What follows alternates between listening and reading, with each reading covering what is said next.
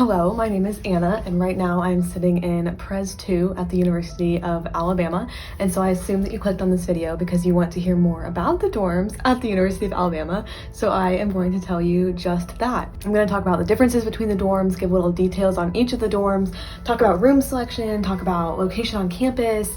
I don't know, I'll cover a lot, and so I hope that it's all useful to you. But if there's any more questions you have that come up during this video, feel free to comment them because I would love to help. I know that whenever I was a freshman looking into dorms, I wanted to know all about housing and all about just college in general, I guess. And so I'm just gonna add to that information out there now for future people coming in. So thanks for clicking on this video. I hope it's helpful to you. I hope you enjoy it. I'll link my University of Alabama playlist somewhere, probably in one of the cards up here. I feel like it's on this side. If you want to check it out after this video and just see more videos that I've made about the university or just vlogs I've done while here. But without much further ado, I'll just do a little run through, maybe not a little run through, maybe an in-depth run through of the different types of dorms. And so what Alabama's kind of known for are their suite style dorms, and that is what I'm currently in. A suite style dorm usually has 4 people per suite, and each person has their own bedroom, and then there are 2 bathrooms and one shared living room and kitchen. And so that's different from the traditional style dorms, which are where you share a room with somebody, and then often there are communal bathrooms. Sometimes there's 1 bathroom per room, but lots of times there are communal bathrooms where the whole floor will share a bathroom. And then there are also apartment style dorms, which are for upperclassmen. So a little bit less relevant. I'll kind of touch on them, but not as in depth as the other ones. So to start, I feel like these are the most well known, but Pres 1, Pres 2, full names, Presidential Village 1, Presidential Village 2.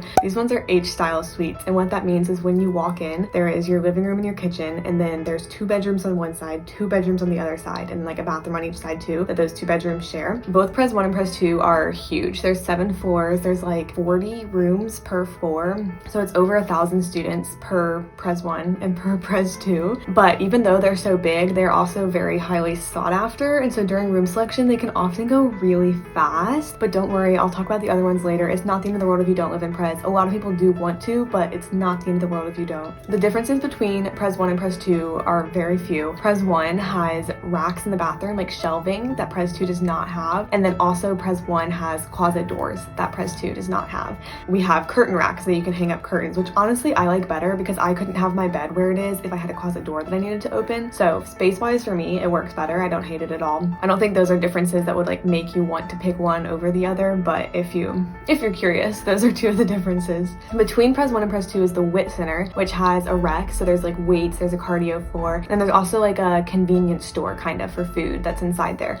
And so it has kind of gas station type snacks that you can get, and then there's also places you can get actual food in there for a swipe. It's not quite a dining hall, but you can get hot mac and cheese, or I think they do sandwiches for meal swipes, so just convenient. And then also there's a little circle drive in front of Pres that food trucks come to a lot, which is also convenient for food, but it's only a maybe 5-minute walk away from Lakeside dining hall, so not at all far away from the dining halls. The little circle drive that I said the food trucks come to is also a bus stop. So Pres 1 and 2 are the furthest from classes and class buildings, the quad, all of that, but there's a bus stop, so if you want to use the bus, or I have some classes that are a mile, if not a little bit over, away from Pres, but you just have to work in time to walk. It really is not the end of the world in my opinion, but just location wise, they are the furthest. They're right next to the river, which is kind of pretty. I think something also to note is that within Pres 1 and Pres 2, there's a courtyard. So it's the building is the outside of a square, and then there's a courtyard in the middle. So while picking your room, if this matters to you, just be wary that if you get a room on the outside, your window will face out to the outdoors. Whereas if you get a room on the inside, your window will face just into the courtyard, which is just kind of concrete and other windows. So if you're someone who needs sunshine, needs to see the outdoors, then try for an outside one. But if you don't care, then it doesn't matter at all. Next, moving on to Lakeside and Riverside. I'll kind of lump these 2 into one because they're pretty similar. Riverside is right across the street from Pres, and then Lakeside is closer to Lakeside dining hall. And they are also suite styles, but they are L style dorms, which means whenever you walk in the door, there's a kitchen on your left or your right, and then the living room on the other side, and then there's a long hallway that goes in front of you that all 4 rooms in both 2 bathrooms are on. So it's just a different setup. It's not better or worse. I feel there's nothing too descript about Lakesides or Riversides. There's 3 buildings each. So there's 3 Lakesides, 3 Riversides. There's east, west, north or something. But there's 3 each, and then 4 floors per building. So they're smaller buildings buildings. From what I've heard, they can be kind of rowdy, but also that very much just depends year to year of who you're living by. And Pres can also be known for that. And like personally, I have never felt like it's loud or crazy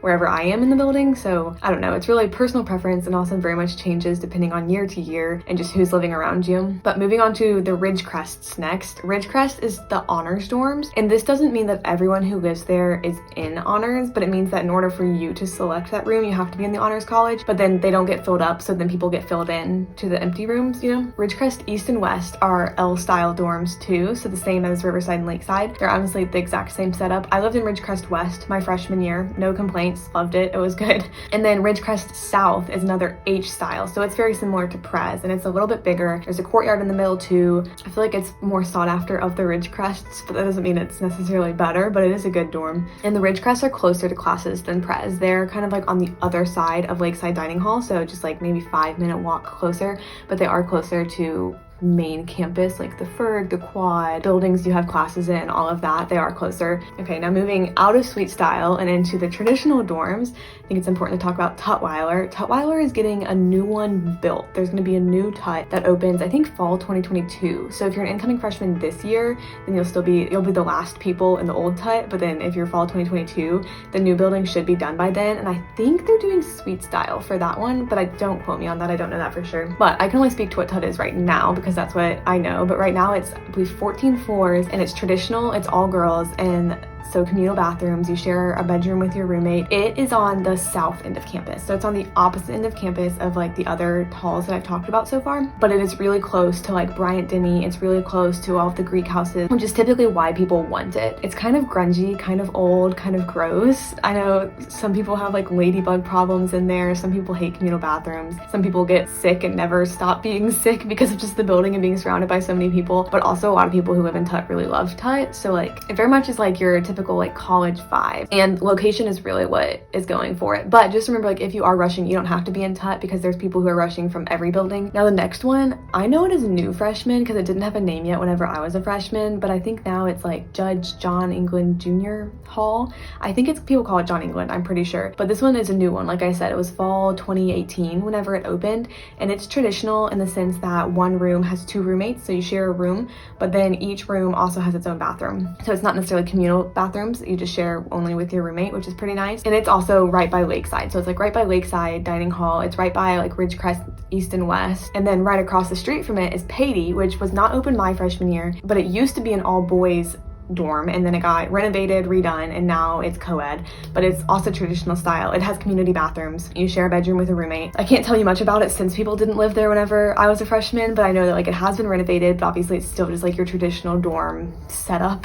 And Raising Cane's is in the first floor of the building, so whether that's a pro for you or a con for you, it is in the first floor of the building, so it might smell like fried chicken. Now also right in that area, right close to Paty, is Blount Hall, which is like its own separate program essentially. Like you have to be like in Blount to live in Blount. So I didn't know anybody who lived in Blount, and I feel like if you are in Blount, then you already know about Blount, so I'm not gonna like talk about it much. Also, I don't have much to say because I don't know about it much, but if you have no idea what Blount is, then like you're not living there, so it's okay, we'll just kind of skip on by. I know that Harris Hall exists as a dorm, but I don't know anything about it either. I have never met someone who has lived in Harris. I'm pretty sure it's old, I'm pretty sure it's tiny. I don't know what the rooming situation is like, but chances are you're not gonna live there either. If you do live there or have lived there, let me know, I'm so curious. But other than that, that's it for the freshman dorms. Editing this, I realized I totally forgot about Burke and Parham, which are 2 traditional style dorms. They're on the south of campus, close to Tut. They have like community bathrooms, the whole shindig.